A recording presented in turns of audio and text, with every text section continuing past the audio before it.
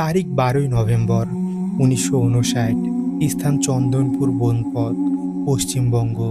সে রাতে এক school bus হারিয়ে গিয়েছিল 43 জন ছাত্রছাত্রী সহ। আজও কেউ জানে না সেই বাস কোথায় গেল বা কেন তার ইঞ্জিন চাঁদের আলোয় জ্বলে উঠেছিল অচেনা কমলা রঙে। রাত তখন প্রায় 10:30। চন্দনপুর মিশন স্কুলে ছাত্রছাত্রীদের ভ্রমণ শেষে ফেরা হচ্ছিল। বাস নাম্বার ছিল WB 23-737। ড্রাইভারের নাম হরিপদ মালাকার, দীর্ঘ 15 বছরের অভিজ্ঞ চালক।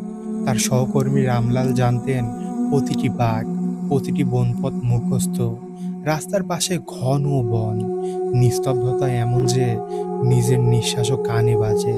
শিশুরা তখন ক্লান্ত, কেউ ঘুমাচ্ছে, কেউ জানালায় হেলান দিয়ে চাঁদের দিকে তাকিয়ে আছে। হঠাৎ বাসের হেডলাইট দুটো একসাথে ঝিলিক দিয়ে নিভে গেল। হরিপদ থামিয়ে দেখে কিছুক্ষণ পর আবার হেডলাইট জ্বলে উঠল, কিন্তু এবার রং হলো অদ্ভুত হলুদ কমলা, যেন আগুনের আভা। রামলাল ভয়ে বলে উঠল, বাবু, এই আলো তো আমাদের বাসের না। হরিপদ হাসল, পুরনো ব্যাটারি, ঘাবড়ানোর কিছুই নেই। কিন্তু তার কণ্ঠে এক অচেনা কম্পন ছিল। রাত তখন 11টা পেরিয়েছে। চাঁদ ঝুলে আছে ঘন মেঘের ফাঁকে, নীল আলো পড়ছে বনপথে। ডান দিকে জানালা দিয়ে দেখা যায় একজন মানুষ দাঁড়িয়ে আছে রাস্তার পাশে স্থির হয়ে। তার মুখ দেখা যায় না, কিন্তু চোখ দুটি প্রতিফলিত হচ্ছে সেই নীল চাঁদের আলোয়। বাস চলে যায় সামনে, কিন্তু কয়েক মিনিট পরে শিশুরা বলে ওঠে, স্যার, ওই লোকটা আবার রাস্তার পাশে। ড্রাইভার আয়নায় তাকিয়ে দেখে, হ্যাঁ, সেই মানুষটা আবার দাঁড়িয়ে আছে একই জায়গায়, কিন্তু এবার বিপরীত দিকের জানালায়। রামলাল ফিসফিস করে বলে, এই বনটা ভালো না বাবু, এখানে লোক নাকি ফিরে আসে না। মধ্যরাত 12টা। ইঞ্জিন হঠাৎ বন্ধ হয়ে যায়। বাতাস নিঃশেষ, চারপাশে শুধু পাতার শব্দ।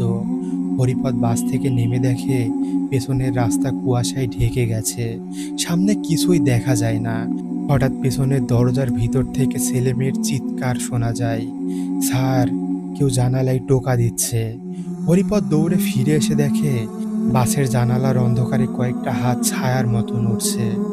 না, ওগুলো জীবন্ত হাত নয়, হাড়ের মতো শুকনো, তবু নখগুলো লম্বা, আর প্রতিটি জানালায় ঠক ঠক শব্দ। রামলাল কাপা গলায় বলল, ওরা এসেছে, ওরা ফিরে এসেছে। 1942 সালে দ্বিতীয় বিশ্বযুদ্ধের সময় এই বনপথ ছিল একটি পরিত্যক্ত শিবির। বলা হয় ব্রিটিশ সৈন্যরা এখানে যুদ্ধবন্দীদের বহন করত পুরনো ট্রাকে। এক রাতে সেই ট্রাক উল্টে যায় ঠিক এই জায়গাতেই, 37 জন বন্দী ও 5 জন সৈন্য সহ। ট্রাকটি পুড়ে যায় সম্পূর্ণভাবে এবং কারোর দেহ উদ্ধার হয়নি। এরপর সেই জায়গাটাকে বলা শুরু হয় ছায়ার বাগ। স্থানীয়রা বলে, যে রাতে পূর্ণিমার আলোয় কুয়াশা নামে, তখন ওরা আবার ওঠে, খুঁজে বেড়ায় যাত্রার জন্য নতুন যানবাহন। 1987 সালে এক বনকর্মী, নাম গজানন পাল, রাতে টহল দিচ্ছিলেন। তিনি দাবি করেন এক পুরনো বাস দেখেছিলেন সেই বনপথে, যেটার হেডলাইট জ্বলছিল। বাসের উপর লেখা ছিল BUS, কিন্তু ভিতরে কোনো যাত্রী নেই। তিনি কৌতূহলবশত দরজার কাছে গিয়ে ডাকেন, কেউ আছেন? ভেতর থেকে উত্তর আসে, সবাই আছে, শুধু তুমি এখনো ওঠোনি। ভয়ে তিনি দৌড়ে পালান। পরদিন গিয়ে দেখেন ওখানে কোনো বাস নেই, শুধু মাটিতে গলে যাওয়া রাবারের দাগ আর এক টুকরো স্কুল ইউনিফর্ম পড়ে আছে। তারিখ 12ই নভেম্বর 2025।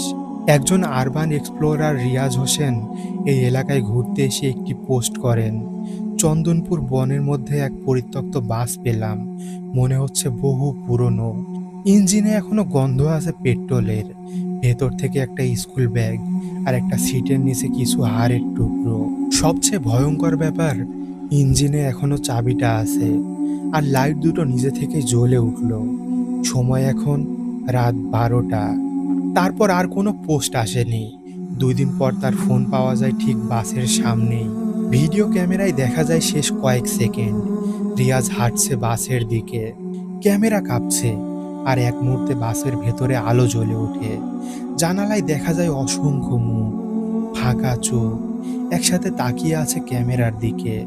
তারপর শুধু অন্ধকার। লোকমুখে শোনা যায় পূর্ণিমার রাতে চন্দনপুর বনপথে যারা গাড়ি চালায় তারা মাঝরাতে দেখে একটি পুরনো মরচে ধরা বাস ধীরে ধীরে এগিয়ে আসছে। তাতে লেখা শুধু একটি শব্দ, BUS। হেডলাইট দুটো কমলা রঙে জ্বলছে, আর ড্রাইভারের সিটে বসে আছে কেউ একজন। মুখ দেখা যায় না। যদি কেউ কৌতূহলবশত সামনে এগিয়ে দেখে, বাসটা থেমে যায়, দরজা খুলে যায় নিজে থেকেই। ভিতরে খালি সিটগুলোতে ছায়া নড়ে ওঠে। একটা কণ্ঠ বলে, টিকিট আছে, এখনো দেরি হয়নি। তারপর বাসটা আবার ধীরে ধীরে এগিয়ে যায় বনপথের গভীরে।